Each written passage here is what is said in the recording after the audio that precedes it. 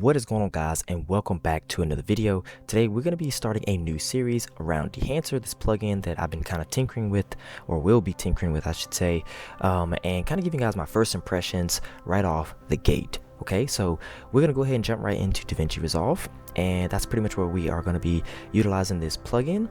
And we're in a project where I filmed a little short film, and we're going to go ahead and bring in a clip here that I think that's really good to work with, where there's a lot of dynamic range and things, so we can kind of see what this Dehancer is going to do to our footage. So let's go ahead and bring this clip in. I believe, yeah, that's fine. Let's go ahead and click on it. Yeah, I think this is a clip that's good because it's got like a sky and some other things. Okay, so obviously we shot in S-Log. As you guys can see, there are no colors or anything like that. So let's go on over now to the color page, which is down here at the bottom, and then we're going to look for our Dehancer. Okay, so it's at the very bottom because I already installed it, and let's go ahead and create a node tree here. So you know what, let's just keep it plain Jane. I'm just gonna drop the plugin and just see what it's capable of doing. So I'm just dropping it and dragging it into here, and right out the gate you can already see that it has done something to our footage. It pushed it into a lot of this green. I believe it's kind of green if I look at my other screen, but definitely not the look that I want to go for. But we have a lot of settings over here. Okay, so first off, what is Dehancer? Okay, what is actually happening? What does this do? What makes this different from, like, you know, Davinci Resolve's film look creator? Okay, so I'll go ahead and tell you guys right now that the film look creator is like a fraction of what this is. Now I do think that the film look creator will continue to expand and grow, but right now Dehancer has a ton more to offer, and I do think that the film look creator will get to this point. And the reason why I say this is I'm just looking at all of this, and you know, you just got a lot more options here. And if I'm not mistaken, I believe Dehancer is all about these different film stocks and film looks. In fact, let's seek the source, right? Let's hear it from the horse's mouth. So let's go ahead and jump right over to the user manual. And here we can see the Dehancer plugin and guide. And let's just kind of scroll down a little bit, and let's just go to some of these film profiles. Let's just go and click on this, for example. And it says film profiles are the heart and soul of Dehancer. Okay, you guys see that? Each film is accurately sampled with all of its characteristics. If you are ready to bet on years of film experience, then you can simply scroll and try film profiles in a list until you get the most interesting and desired result. So basically, they have all these different film stocks, and you know, and this is where it really is impressive. This is where it's really pretty legit. When I read this, because of course I read the manual before I start talking about stuff, so I have at least some idea of what I'm doing. So it says all films behave differently depending on how much light they receive during exposure. So you remember back in the day when you had actual film rolls and stocks inside the cameras, and you had to film things, and you know, it would roll tape, and then basically, you know, that footage or that film, you had to preserve it or protect it so that it didn't get exposed to light. If it got exposed to light, it created a different look, and it could even eventually damage your content. Well, Dehancer has kind of implemented that technology, or that physical, you know, piece to film back in the day digitally. So they have implemented that digitally, you know, and relived it. So that's what makes this film look creator, you know, a bit different from Dehancer. Dehancer is actually trying to mimic these old film stocks. So if you go over to some of these profiles and you go ahead and click on it, you can click, like it said, these desired results. So I don't really know anything about these. Like I said, it's my first impressions. I'm just kind of tinkering with it, but I know from back in the day I used to like Kodak 500T, so that was like an old kind of look that I thought was pretty neat. Let me see if they have it. Hey, they got it, 500. So Kodak Vision 3 500T. So that's a really cool popular Kodak you know, film stock that a lot of people liked. I think there are some others like that Blade Runner was using, and some other old films. So these are definitely some different looks that you can get, and wow, it did a ton to my footage. Not what I wanted. So as you can see, we're in S-Log. We need to fix that. But you know, I just noticed that there's actually a way you might be able to do that right in here. So this is not shot in Rec 709. This is shot in S-Log 3. So let's kind of fix that here. Let's actually disable this. I see an enable button. I do love that. Oh my god, thank you guys so much for putting an enable and disable button. Whoever developed this is really useful. By the way, Dehancer did send me a free license for this to talk about it, but they're not paying me to actually say anything. These are all my original expressions. So anyway, I'm going to go ahead and click on choose camera. And then I'm going to go to vendor. And then I'm going to go down to Sony. Okay. And then FX3. Okay, Cinema Line FX3. Cool. Sony S-Log3, Gamut 3, and here we have it. Hey, that's actually not bad. You know, but when I look at this image, there's a lot of grain here. So I'm gonna be honest, I don't like vintage looking stuff. You know, I like my stuff to look modern and fresh and clean. So I want to see if I can turn that off. Okay, so let's go ahead and jump back into the software here. So that's obviously probably under film grain. So here it is right over here. So we can actually disable that right there, right off the bat, and then we can collapse this back and get a more clean look. And now that looks very, very clean. If I go ahead and play this, yeah, it's pretty good. You know, this is actually really, really light for, you know, for a plugin. Like, it's not very heavy on my computer. It's not slowing anything down. So that's always a plus, of course. Let's go over to, let's try what the vignette looks like and what you can get. I like vignette. That adds a lot of stuff to your film and it can make it look very, very filmic.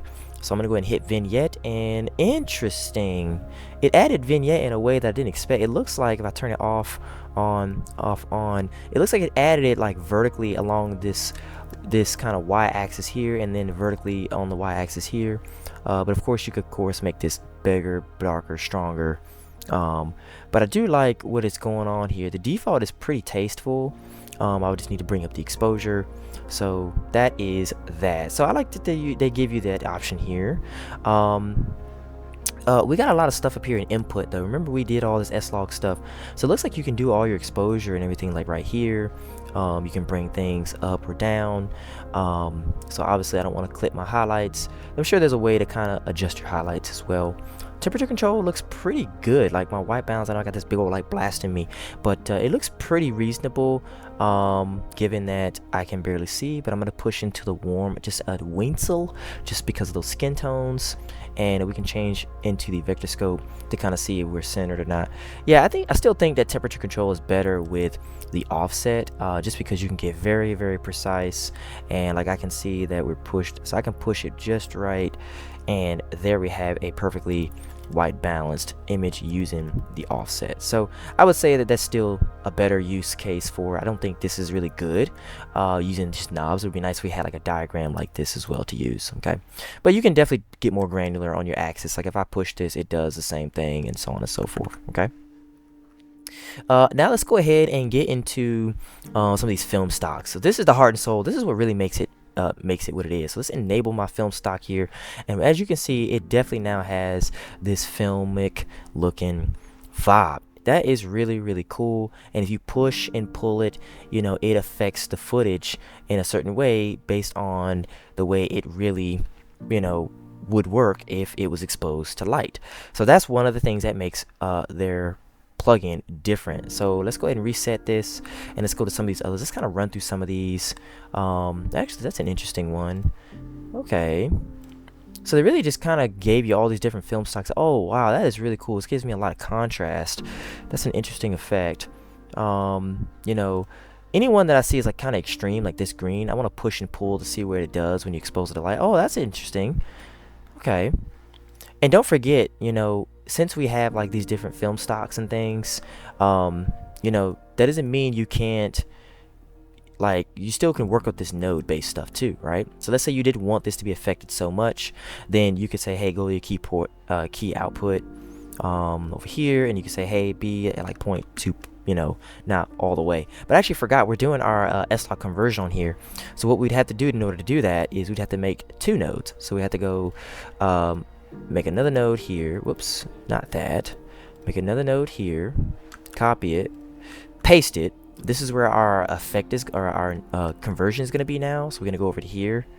So we're going to turn off our effect on this node so that just the conversion is happening, because we want to do that last. And you know, I think I saw, yeah, there's a way to do it right here. Disable all tools. You can turn off everything and just make this be, you know, the natural look that you want. And then we're gonna go ahead and keep our look on this one, but we're gonna reset all of our camera stuff on this one. So yep, so now the look resides on here for converting our footage, and then the actual look and the film profile is on here. Okay, so it should probably be the other way around if I'm not mistaken. So let's go ahead and make another load and just swap this around and paste this over here and delete this one. And now we have the look that we were desiring. Okay, so it's not as strong now, or it is still strong actually. So what we need to do is turn off the effect one. Now with our key output 0.2, and now you can see it's only affecting the footage at 0.2 based on this keep output. So pretty neat. Before before, after, whoops, not what I'm trying to do, good grief. Before, after, before, after. So it's kind of adding some compression there with contrast, stuff like that. What I really wish that I could do was actually mess up my highlights here. Let's see what's under film developer. Gamma. Okay, oh, you have to enable it. Okay, film compression, and okay, expand. Okay, blacks into whites. Okay, cool. So you can make your blacks not be so black, you can make your whites not be so white. That's actually kind of cool. That actually helps with contrast. Yeah, expansion. Okay, that makes sense. Color mode, luma, so you can only affect the luminance channels. Oh, that's kind of neat. That is really cool. You can really level this out, like really nicely, to say the least. Let's go down to print. I do like this. This is actually really cool. I like the way this works. Exposure, it's obviously too dark. I want to bring this above 896 here if I can. So I'm gonna kind of bring this up. I wish you could bring, you know, up the shadows, but I'm sure there is a way to do it. Tonal density, tonal contrast. Tonal contrast is probably the colors and things, yeah, how they blend together. So that's pretty cool actually. I like the way this looks though, and we are at only 0.2 of an effect. So if I go to 0.5, we can get more of an effect on our footage here.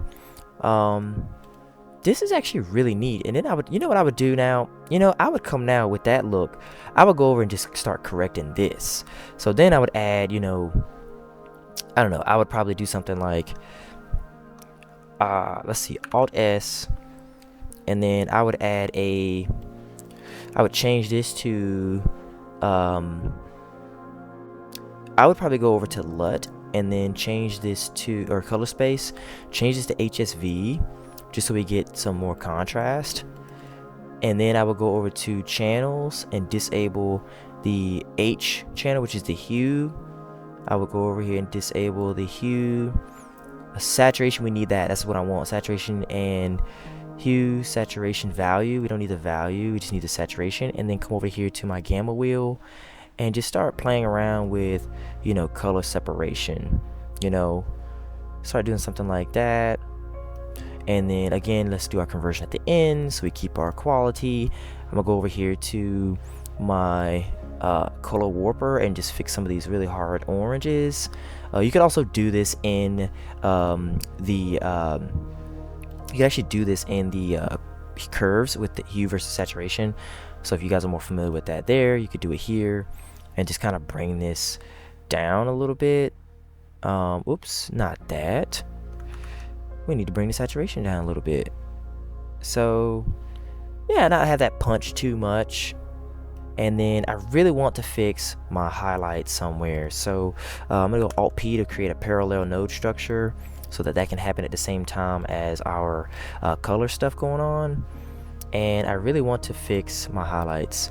So let's just bring highlights down a little bit. Not a big deal, but as you see, we can start to see our clouds coming back now.